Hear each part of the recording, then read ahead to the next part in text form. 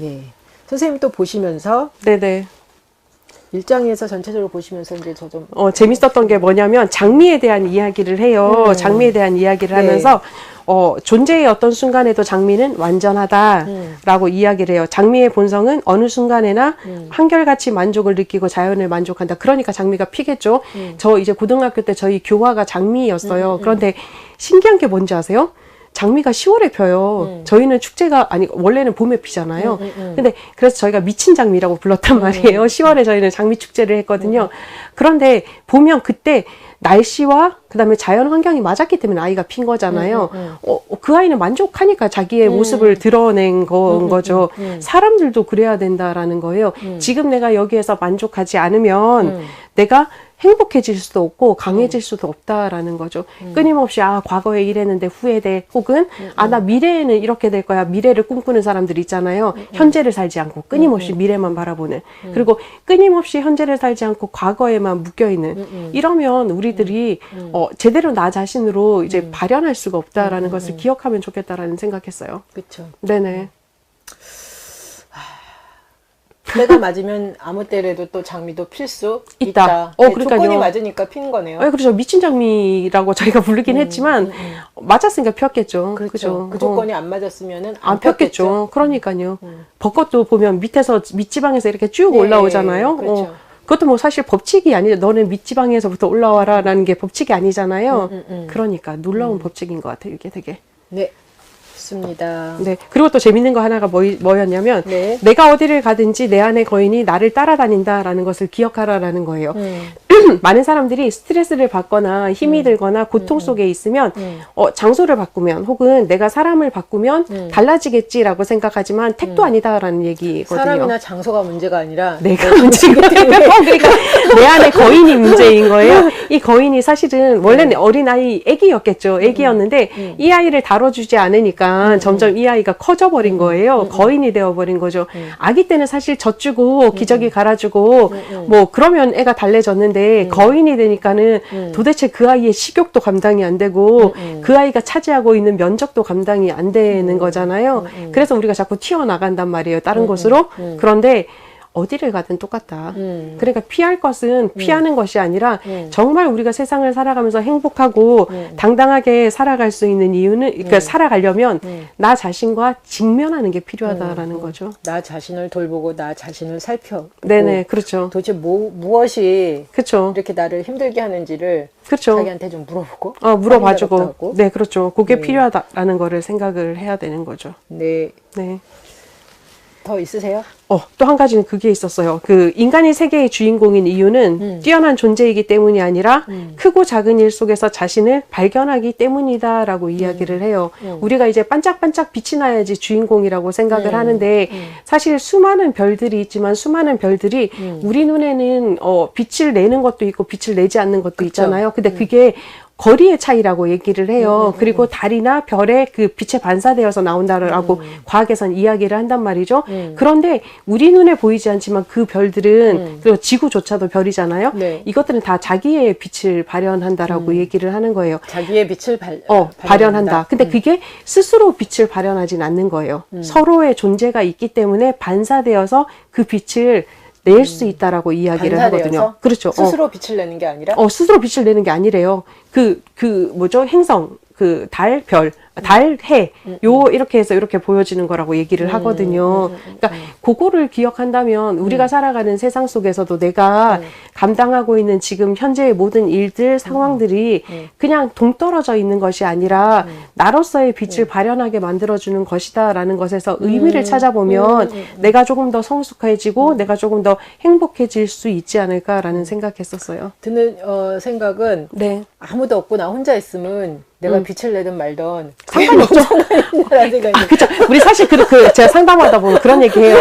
저는요, 지금 아무도 없는 무인도 혹은 깊은 삶 속에 들어가서 살고 싶다라고 얘기를 하거든요. 그러니까 속으로, 얼마나 괴로우면 그런 얘기 하겠어요. 괴롭겠어요. 라고 얘기는 해주지만 속으로는 그 생각을 하는 거죠. 그렇게 산다면 발전도 없을 것이고, 나 자신이 왜 힘든지도 전혀 모를 것이라는 거죠. 왜냐하면 거인은 계속 따라다닐 것이고, 그곳에서는 내가 부딪히지 않으니까 우선. 근데 단순히 안 부딪히겠어요? 근데 그곳에서도 저는 자연만물과도 부딪힐 거라고 생각을 하거든요, 사실. 세상은 다 그리고 연결되어 어떻게 있으니까. 보면은 더 힘들 수도 있을 것 같아요. 왜냐면 자기 고립이잖아요. 그러니까요. 뭐 누군가가 다른 사람이 나를 고립시키는 게 아니라 내가 나를 고립시키니까. 그렇죠. 히코모리처럼 되는 거죠. 그렇죠. 그러니까 기억을 해야 될 거는 우리는 항상 연결되어 있는 존재다라는 것과 그다음에 우리는 항상 자신을 알아보고 자신을 살펴주고 자신을 돌봐줘야지 행복하게 살아갈 수 있고 우리가 본래적인 빛에서 빛 속에서 반짝거리면서 살아갈 수 있다라는 것은 기억하면 좋겠다라는 생각했어요. 연결 가운데 있을 때 반사돼서 내 삶이 빛나는 거지 혼자 있을 때 뭐 별로 의미가 빛이 안 나죠. 없는 애. 그렇죠. 그러네. 네. 반사시켜주는 사람이 없으니까. 그렇죠. 뭐 그 반사가 좋은 반사일 수도 있고 나쁜 반사일 수도 있지만 좋고 나쁨이 중요한 게 아니라 그 반사를 통해서 나는 어떤 빛을 내느냐가 더 중요한 거죠.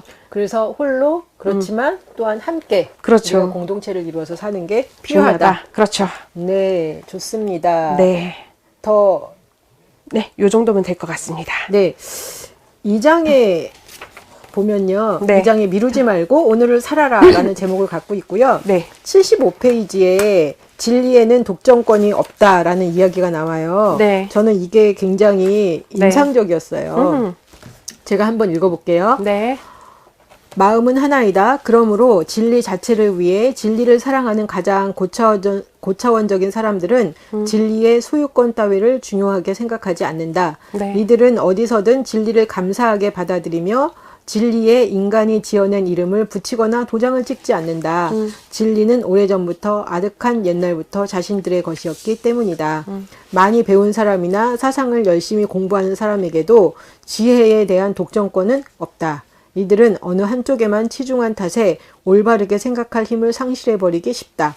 정말로 중요한 생각을 들려주는 사람들은 오히려 별로 예리하지도 심오하지도 않은 이들이다. 우리가 오랜 세월 갈구하고 구해왔지만 찾지 못한 것들을 이들은 아무렇지도 않게 가르쳐 준다. 네. 예, 이제 보면 사람들이 서로 내가 진리를 가졌다. 내가 진리를 가졌다도 좋아요. 나만 진리를 가졌다라고 네. 이렇게만 외치는 사람들이 있잖아요. 네. 근데 그거는 정말 진리가 뭔지를 모르는 사람이구나라는 생각이 들어요. 나만 진리를 가졌다. 네. 근데 이제 여기에서 그 진리의 독점권은 없다. 그리고 내가 진리라고 생각하는 것도 보면 나의 한계 안에서 내가 그렇게 생각을 하는 거기 때문에 내가 생각하는 진리가 이게 다가 아닐 수 있다는 걸 우리가 좀 오픈 마인드로 마음을 열고 네. 생각하는 것이 필요하다는 생각이 들고요. 네네. 여기서 이제 저를 정말 이렇게 뭐 가장 무색하게 하는 것 중 정말 네. 이게 맞는 소리다라고 드는 생각은 끝에서 네. 정말로 중요한 생각을 들려주는 사람들은 오히려 별로 예리하지도 심오하지도 않은 이들이다. 네. 우리가 오랜 세월 갈구하고 구해왔지만 찾지 못한 것들을 이들은 아무렇지도 않게 가르쳐준다. 네. 예. 삶 가운데서 그냥 우리가 정말 이게 맞다 이렇게 서로 아는 거잖아요. 네네. 근데 뭐 막 지식으로 뭐 막 붙여서 뭔가 대단한 게 있는 것 같지만 결국 보면은 그냥 우리 삶에 어떤 보편적으로 이렇게 적용되는 그렇죠. 예.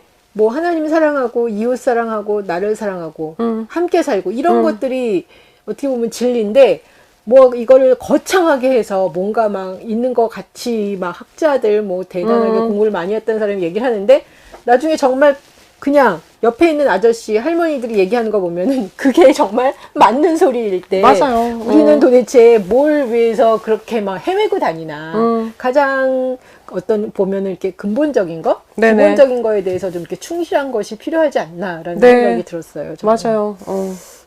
진짜 중요한 부분이죠. 날마다 살아가는데 세상이 연결되어 있다라는 것을 우리 선진들은 많이 알고 있었잖아요. 그쵸. 그래서 보면 뭐 그 거지라도 그냥 보내지 말고 밥이라도 해먹여라라고 얘기가 나와 있고요. 구약에서도 보면 뭐 고아와 과부를 위한 이제 그 쌀알 같은 거 남겨놓으라고 이야기를 하고 있잖아요. 사실 그게 진리잖아요. 그쵸. 왜냐하면 이제 그들이 잘 살아야 같이 잘 살 수 있는 거니까. 그래야지 우리가 사실 뭐 같이 잘 살 수 있다라는 개념은 뭐 잘 먹고 잘 산다라는 개념보다 나 혼자 돈이 많다. 그런데 내 주변 사람들은 다 돈이 없다. 그러면 항상 위협에 노출되어 있는 거잖아요. 내 돈이 빼앗길까봐. 근데 그러지 말라는 얘기잖아요. 그러니까 뭐 대단한 부유함을 원하는 게 아니라 기본적인 그 어떤 품위를 유지하면서 살 수 있는 인간다운 삶. 인간다운 그렇죠. 삶을 살 수 있도록 네네. 그렇게 해주는 게 맞는 것 같아요. 네네. 근데 우리 선진들은 참 잘 알았는데, 그죠? 그분들이 우리처럼 뭐 피타고라스의 정의를 안 것도 아니고, 만류인력의 법칙을 안 것도 아니고, 중력의 법칙을 안 것도 아닌데. 그거 안다고 그죠? 막 잘난 척을 했는데 정말 기본에서 삶에서 이렇게 기본적인 것이 이루어지지 않는다면 그게 무슨 소용이 있겠어요. 맞아요. 왜 네. 그 이야기도 있잖아요. 죽을 때 아무것도 가져가지 못한다. 네네. 그냥 우리가 맨날 듣는 진리의 말씀이잖아요. 네네. 네? 그런데 그거를 우리가 정말 이렇게 마음속에 새긴다면 그렇게 집착하지 않겠죠? 네, 살면서? 맞아요. 네, 집착하지도 않을 거고, 조금 더 편안하게 살아갈 수 있겠죠. 그러니까요. 그죠? 예, 그러니까 진리는 멀리 있는 것도 아니고 지식이 뭐 멀리 있는 것도 아니다. 어떻게 보면 가장 기본적인 삶의 어떤 자세, 그다음에 네네, 어떤 맞아요. 마음가짐 이런 것들을 우리가 좀 다시 한번 좀 돌아보는 게 필요하다. 그래서 저는 진리에는 독점권이 없다. 이 글을 보면서 네. 정말 맞는 소리야. 네, 맞아요. 네, 그런 생각을 생각했죠. 네. 했습니다. 네, 맞아요. 그리고 70